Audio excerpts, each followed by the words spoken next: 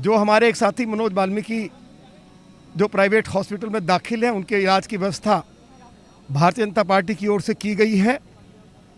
इसके साथ साथ आज हम अरविंद केजरीवाल को ये भी कहने के लिए आए हैं कि दिल्ली में सफाई कर्मचारियों को नियमित करो।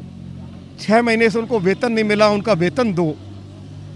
और इसके साथ साथ हमारी यह मांग भी है कि जब लॉकडाउन लगा तब भारतीय जनता पार्टी के प्रेशर में, दबाव में दिल्ली के मुख्यमंत्री को घोषणा करनी पड़ी थी कि सफाई कर्मचारियों को कोरोना योद्धा का दर्जा दिया जाएगा। और यदि कोई सफाई कर्मचारी सफाई करते हुए, अस्पताल में कोरोना मरीजों की सेवा करते हुए यदि मृत्यु हो जाती है तो उसको 1 करोड़ रुपया की आर्थिक सहायता दी जाएगी। हमारे 19 सफाई कर्मचारी इस कोरोना के दौरान दिल्ली की सफाई करते हुए, अस्पतालों में कोरोना मरीजों की सेवा करते हुए बेचारे मारे गए, मृत्यु हो गई। लेकिन अभी तक अरविंद केजरीवाल की सरकार ने इन गरीब सफाई कर्मचारियों को, जो कोरोना योद्धा को 1 करोड़ रुपया मिलना चाहिए, वह भी नहीं दिया है। उसकी मांग भी हम लोग करने के लिए आए हैं और आज हमने ऐलान कर दिया है। ज्ञापन देने के लिए अभी गए हैं हमारे भूपेंद्र गोठवाल जी, हमारे दूसरे साथी मोहनलाल गहरा जी, और 1 महीने के अंदर अंदर ये मांगे पूरी नहीं हुई तो फिर भारतीय जनता पार्टी दिल्ली प्रदेश के अध्यक्ष आदेश गुप्ता के नेतृत्व में एक बड़ा आंदोलन दिल्ली के अंदर शुरू करेगी। देखिए, ये बड़ी दुखद घटना है। अभी शनिवार की बात है, 10 अक्टूबर की, जिसमें 2 सफाई कर्मचारी बदरपुर में मॉडल बंद में एक 3 मंजिला बिल्डिंग थी सतीश चावला जी की, उन्होंने उन 2 सफाई कर्मचारियों को बुलाया, मनोज और देवेंद्र, सफाई करने के लिए। उन लोगों ने 4 सेफ्टी टैंक थे, 4 सेप्टिक टैंक, उसमें से 3 की सफाई कर चुके थे। वो चौथे में एंटर किया उन्होंने। तो चौथे में जब सबसे पहले देवेंद्र गया तो वो बेहोश हो गया उसके अंदर, और उसके बाद उसको देखने के लिए मनोज गया, वो भी उसी टैंक के अंदर बेहोश हो गया। उसके बाद जो मकान के मालिक थे सतीश चावला, वो भी देखने के लिए गए, वो भी उसके अंदर बेहोश हो गए। जब उनको बाहर निकाला गया तो सतीश चावला और जो देवेंद्र था उनकी मृत्यु उसी जगह हो गई, और मनोज अभी एक प्राइवेट हॉस्पिटल में ज़िंदगी और मौत के बीच में झूल रहा है। ये बड़ी दुखद घटना है, और ये 1993 से लेकर 2020 तक दिल्ली में 70 से भी ज़्यादा मौतें शिविर की सफाई करते हुए और सेप्टिक टैंक की सफाई करते हुए जहरीली गैस से सफाई कर्मियों की हो गई।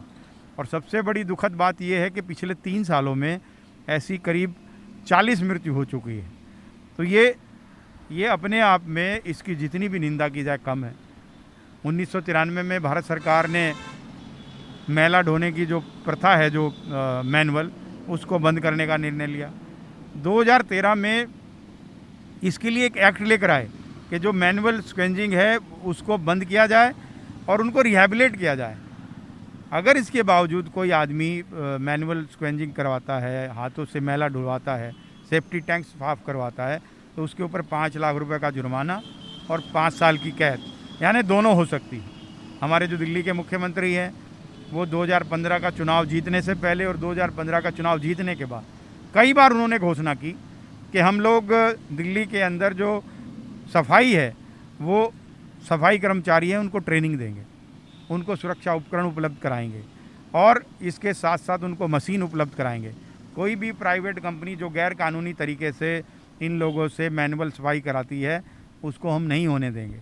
लेकिन ये बड़े दुख की बात है कि गैर कानूनी ये लोग नहीं हैं, गैर कानूनी दिल्ली के मुख्यमंत्री हैं, जो सिर्फ चुनावी घोषणा करते हैं, और जब चुनाव जीत जाते हैं तो उसके बाद उनका जो रवैया है, उनकी जो वास्तविकता है, बिल्कुल दूर दूर तक वो अपने वायदों के ऊपर खरे नहीं उतरते। साहब, मुख्यमंत्री अरविंद केजरीवाल मुख्यमंत्री के अंतर्गत जो है सफाई कर्मचारियों के लिए भी उन्होंने घोषणा की थी, तो क्या इसको क्या माना जाए? नहीं, मैं आपको वही पूरी बात बता रहा था कि 2015 में की, और 2019 के ठीक चुनाव से पहले उन्होंने नवंबर 2019 में मुख्यमंत्री सेप्टिक टैंक सफाई योजना उन्होंने की घोषणा की, जिस योजना के अंतर्गत उन्होंने कहा कि अब किसी भी दिल्ली के भाई बहन को अपने सेप्टिक टैंक को सफाई कराने के लिए प्राइवेट एजेंसी की ज़रूरत नहीं पड़ेगी जो मैनुअल सफाई कराते हैं।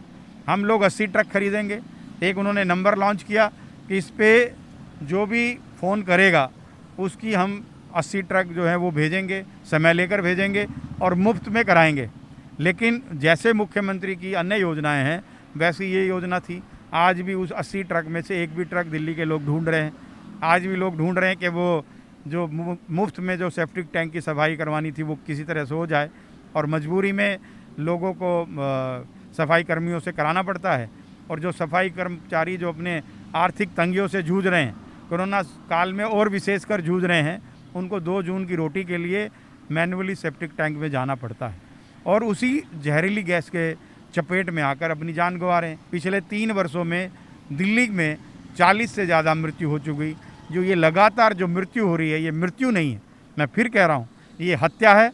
और इस हत्या का अगर कोई जिम्मेवार है तो वो दिल्ली का मुख्यमंत्री है। मैं पूछना चाहता हूँ दिल्ली के मुख्यमंत्री से, जब पूरे देश के अंदर कोई छोटी घटना होती है, दादरी में होती है, बेंगलोर में होती है, कानपुर में होती है, तो मुख्यमंत्री या उनके मंत्री, उनके पास वहाँ जाने का समय है।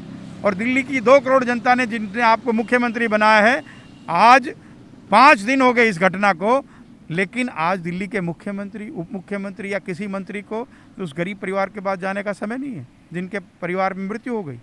आज जो मनोज जिंदगी और मौत के बीच में झूल रहा है अस्पताल में, उसका हालचाल पूछने का समय मुख्यमंत्री के पास नहीं है। तो ये मुख्यमंत्री एक तरफ सफाई कर्मचारियों के हितों की बात करते हैं, दूसरी तरफ उन्हीं से धोखा करते हैं। मैं आज दिल्ली के मुख्यमंत्री को आपके चैनल के माध्यम से ये ध्यान उनका आकृष्ट करना चाहता हूं कि अगर आपने 1 करोड़ का मुआवजा जो मृतक परिवार है उनके परिजनों को नहीं दिया और 50 लाख रुपए का मुआवजा जो हमारे मनोज भाई जो घायल हैं उनको नहीं दिया, तो इसके लिए भाजपा और तेज मुखर आंदोलन करेगी। और आपके माध्यम से मैं उनसे आग्रह करना चाहता हूं कि दिल्ली के गरीबों के दुश्मन मत बनिए।